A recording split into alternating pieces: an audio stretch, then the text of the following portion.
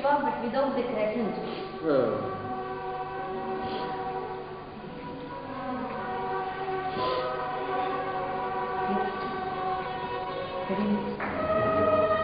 இப்படியே நன்றாய் சொல்றாரு சில பேர்கள் ஒரு ஆள்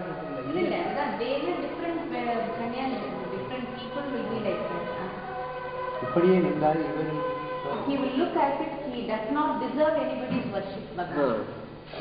தினம் ஜெபித்து ஆனா ஜெபிச்சுட்டு தான் ஜெபித்து that he would be doing japa every day. கயிறை கொண்டே தான் கட்டிக்கொண்டே இருப்பான் கயிறை கட்டிக்கிட்டே இருப்பான் அது என்னவோ ஒரு mystical meaning பகவான். He says that he would be tying himself with ropes. And we don't know what the mystical meaning is. கட்டிட்டே இருப்பாங்க சட்டையை பேக்ல கட்டிக்கிட்டு. So I see he would tie small stones in a piece of cloth, Bhagwan, and he would be making noise like we do with the Giligilipai. We entertain the young children. உலக்கு சாரை குடிக்கும். உலக்கு சாரை குடிக்கும். Ulat. Eating like dark. Oh. திரும்பான் 46 எருமையுட மோரும் மனுவலியே சிலரை செய்ப்பேன். ஒதுக்கி சன்னியாசிகளை ஒன்றாய் கொண்டு வந்து these separate sannyasis are brought together. கொண்டு வந்து வைக்க செய்வேன். I will bring them together. அப்புறம் அவர்கள் கொடுத்த வரத்தை மனுவறிய மக்கள் எல்லாம் அறிய கொடுத்த வரத்தை சிலரை ஜெயிப்பேன். அதுல போட்டி மாதிரி வந்து சிலர் தான் ஜெயிப்பேன்.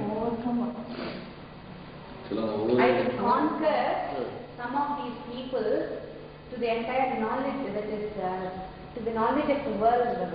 So that the world will know that he has conquered some of these people. பல பேரை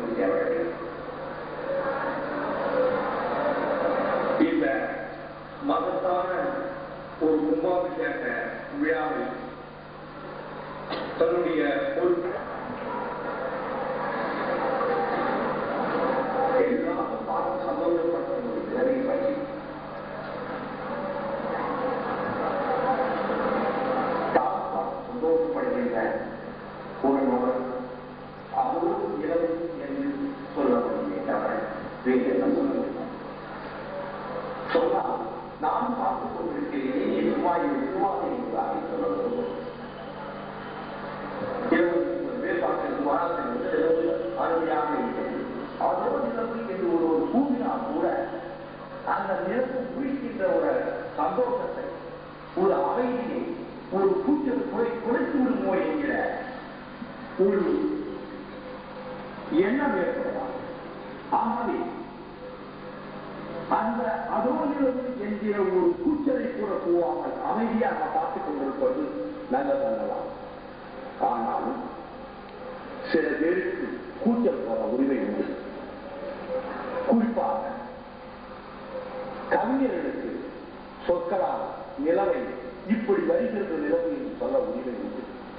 அதே போல